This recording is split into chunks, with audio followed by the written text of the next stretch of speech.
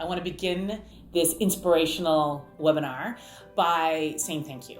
You are amazing heroes and sheroes that are going back to work to teach our students and our leaders of tomorrow and inspiring them online. And online teaching is not easy. It's a world that you're being thrown into unexpectedly. So we want to give you all the ideas that we can to support you through this transition. So top 10 ways to keep your students engaged when you're teaching online.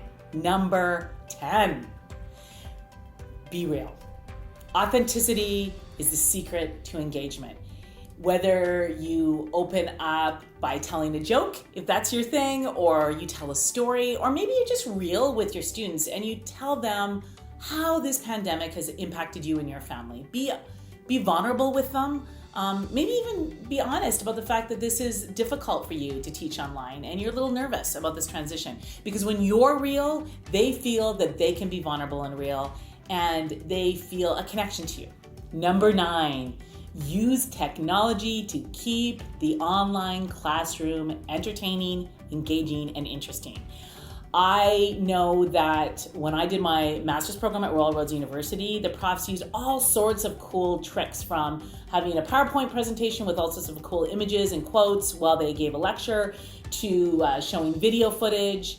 You can use graphics, music, split screen. Now, if this technology is new to you and you don't understand it, fear not, my friends. There's so many resources out there, including Karen Elgersma Media. Please give us an email or a shout out, and we will be happy to teach you and help you. And I'm sure that the school IT folk are also able to help you get through this period technically sound.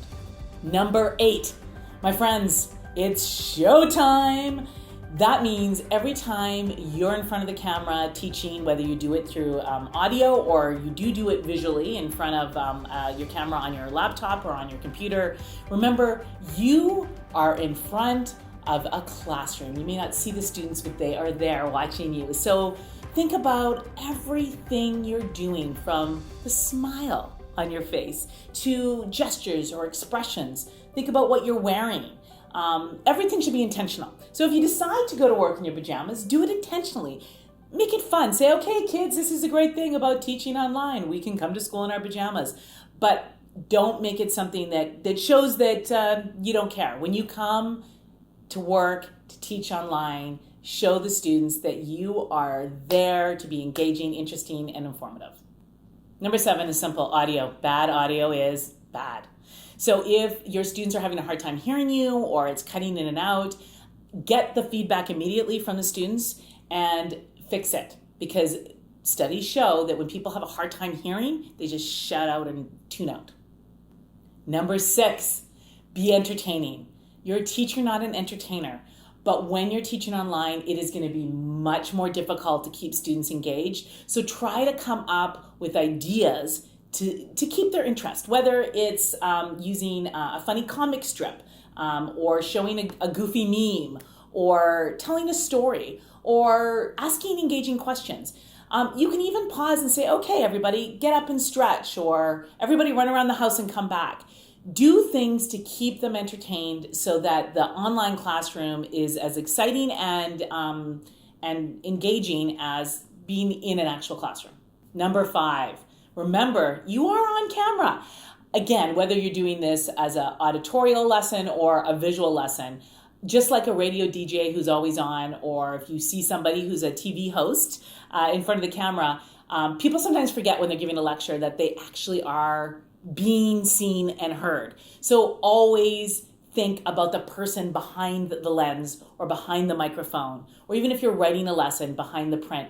Make sure that you're smiling, you're engaging, you're treating this as if it's a real person, even if it's just you and your laptop in a room quietly by yourself. Number 4, be big. Now, I'm not asking you to not be authentic and not be yourself, but when you're teaching online, you just have to give a little bit more pizzazz, a little more everything. And again, just take whatever you already do and just amplify it just a tad. So if your gift is storytelling, then tell a really good story. Think about that story before you come to class, to your online class. Or if what you really love to do is give fun facts and say, fun facts today, I was online, and did you know that today in our country, we actually, for the first time, have less people diagnosed with the virus. Whatever it is, you be you, but make sure that you take that time to really make sure that those students are paying attention.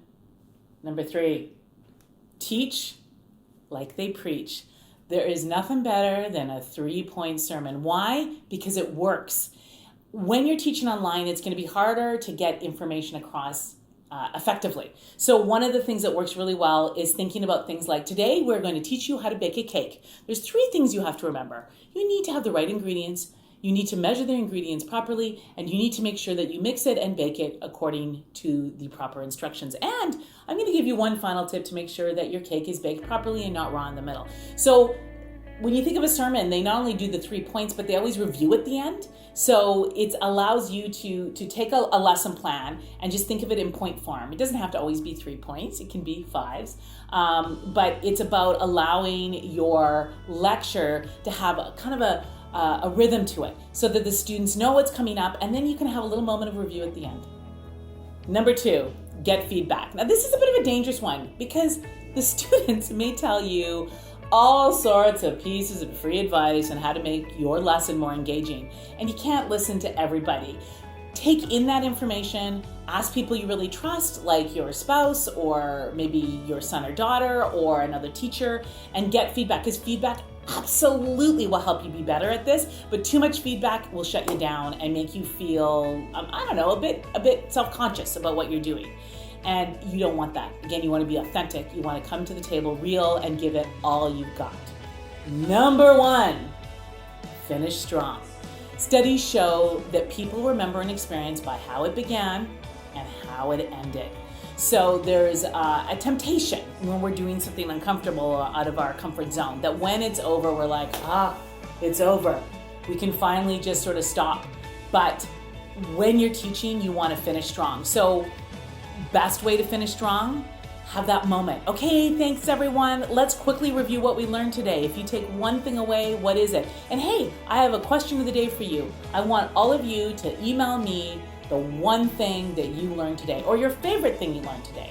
You decide who your class is and what best will get them remembering today's lecture, but finish strong. Again, thank you, teachers. We're here for you. You're doing such incredible work.